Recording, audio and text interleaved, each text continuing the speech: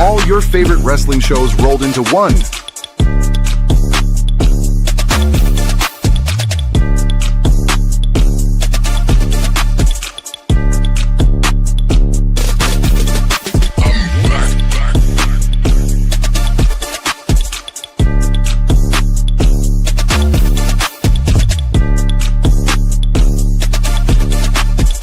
Welcome to the We Book It podcast. Let's start the show.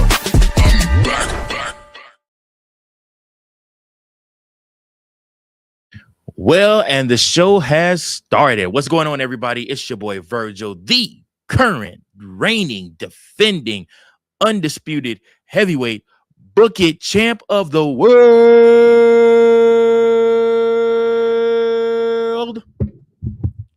Hello. How are you guys doing?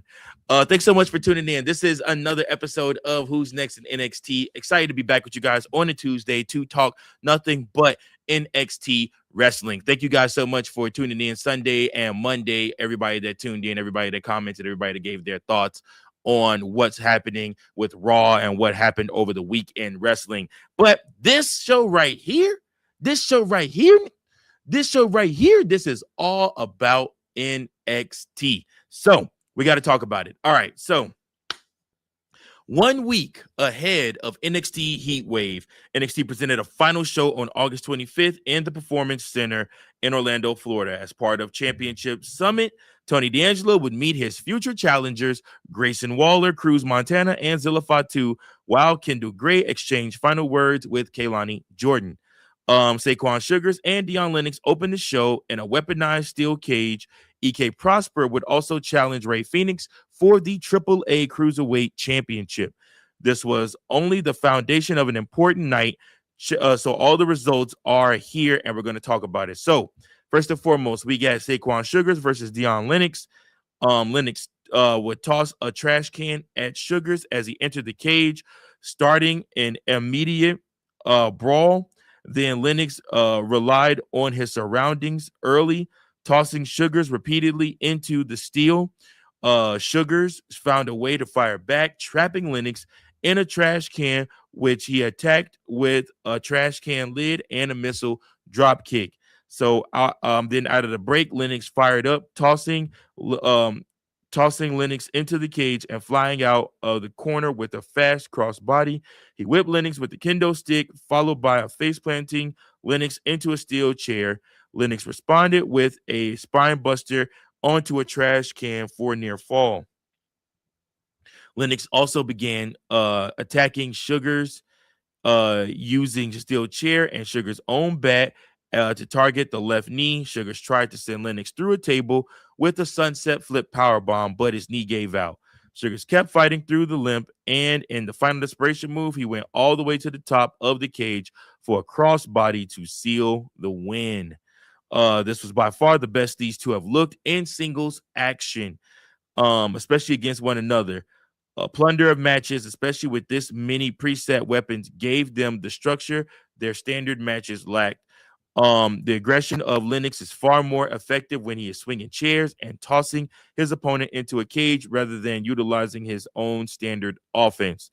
He also showed some impressive ingenuity throughout, combining weapons with cage that sold his intellect also within this match. This match also gave Shugars a chance to lean into his ability to sell pain, highlighting his resilience while the crowd cheered him on. So, Shugars should absolutely be leading towards the North American Championship, while Dark State finds themselves a new target. So again, guys, like I said, a really, really good match. This match here, B+ on this one. Like I said, this was a good match, probably their best match all between these guys. And again, thoroughly enjoyed it.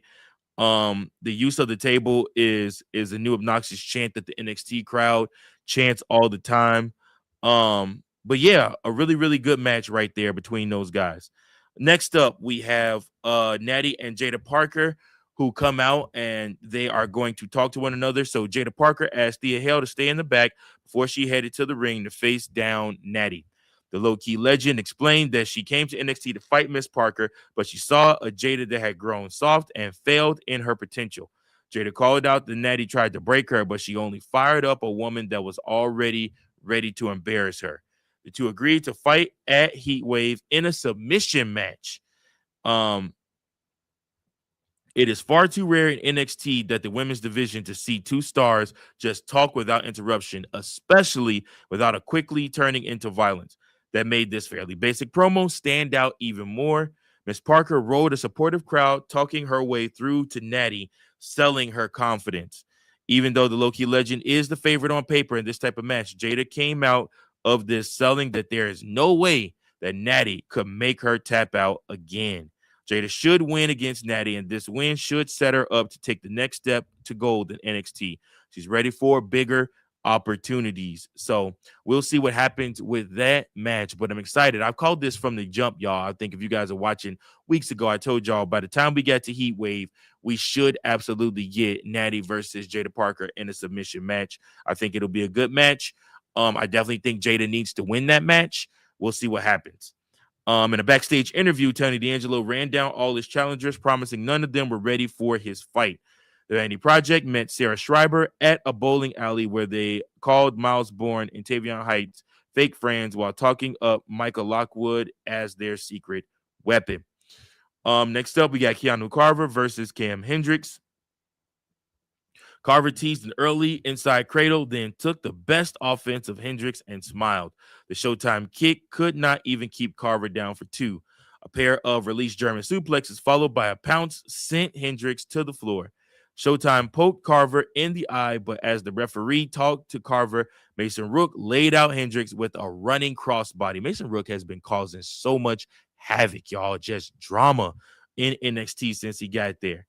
Carver followed up with a bridging fisherman suplex for the victory. So there was good and bad in this match. The positive was that Carver looked great. He shrugged off Hendricks' best offense and showed off a great variety of moves in his arsenal.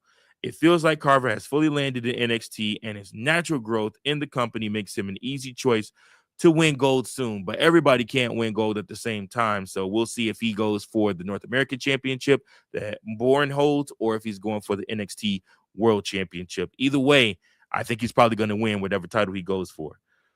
NXT also showed footage of Carver finding out last minute that he will fight Hendricks. Carver teased anger, but gladly accepted the challenge. The crowd did not know how to react in this impromptu heel versus heel match, but Carver won them over more, signaling he might be slowly turning. They also then had a pre-taped interview with Zilla Fatu, promised to make a splash immediately in NXT. So next up, we have Zaria going up against Kali Armstrong. Zaria and Kali began quickly testing each other's strength. The North American Women's Champion was too much for the former Evolve Women's Champion. Instead of strength, though, it was speed that gave Kali an edge as she knocked Zaria outside and caught her with the springboard crossbody into the picture-in-picture break. Back from the break, Kali kept control with an explosive superplex. The two exchanged strikes in the center of the ring with Kali standing tall. Kali set up, Kali connection, but Zaria countered into a spear followed by an F5, only for Kali rolled through into a sunset flip pin for the shocking victory. So this was a great showcase for Kali. Zaria let the NXT newcomer look like a real threat by pushing Kali to her most dynamic performance on NXT so far. So Kali defeated Zaria by pinfall to earn a spot in the Heatwave Championship Unification match. I still think Zaria probably walks out of that with the championship, but again, they had to get her in, and obviously the way that she won, you just call it dumb heel syndrome, pretty much, from none other than from Zaria. So we'll see what happens with that. Next up, we got Birthright versus Sean Legacy, DVD, Noam Dar, and Romeo Moreno. So this was the time Lexis King, Charlie Dempsey, Channing Stacks, Lorenzo, and Uriah Connors have teamed up as a foursome since NXT Countdown to Stand and Deliver on April 4th. This was the first time Sean Legacy, Dorian Van, Devorian Van Doe, Noam Dar, and Romeo Moreno have worked as a foursome.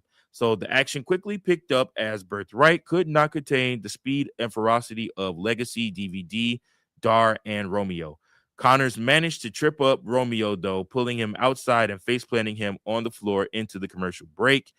You had a really cool spot where Van Doe dived into Birthright, then tagged in Legacy to set up a springboard 450 on Stacks, but King broke up the pin.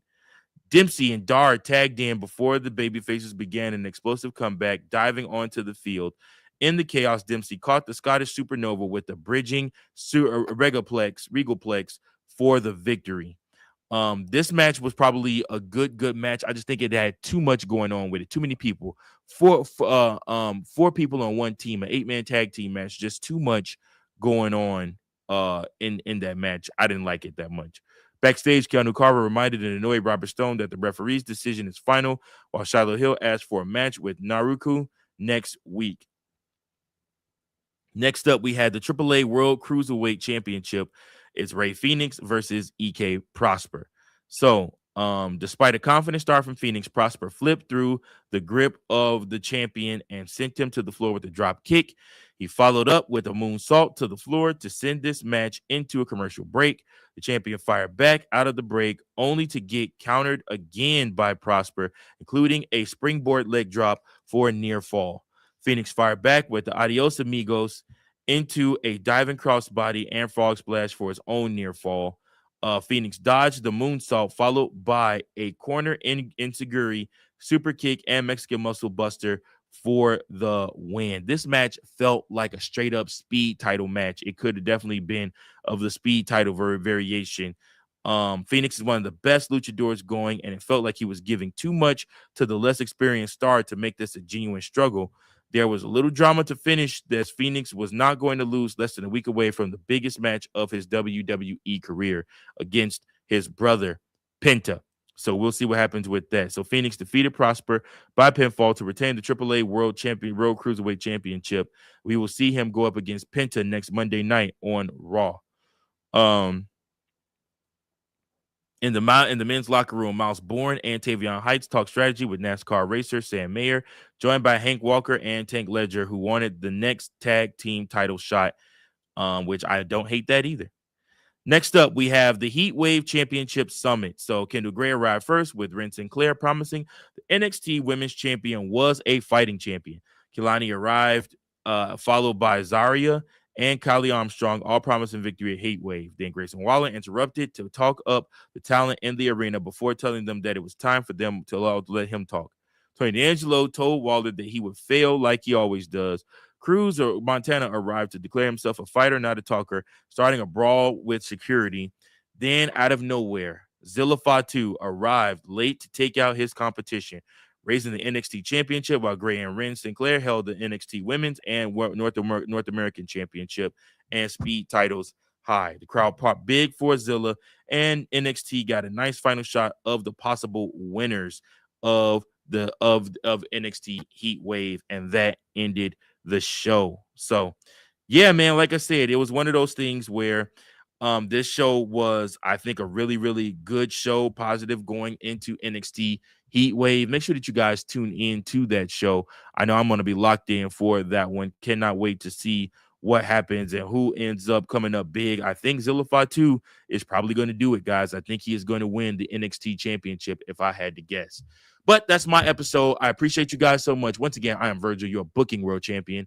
And I appreciate each and every last one of you guys for tuning in. Make sure that you like, share, and subscribe so that you never miss any of the action we got going over here on the We Book It Network. Until next time, peace.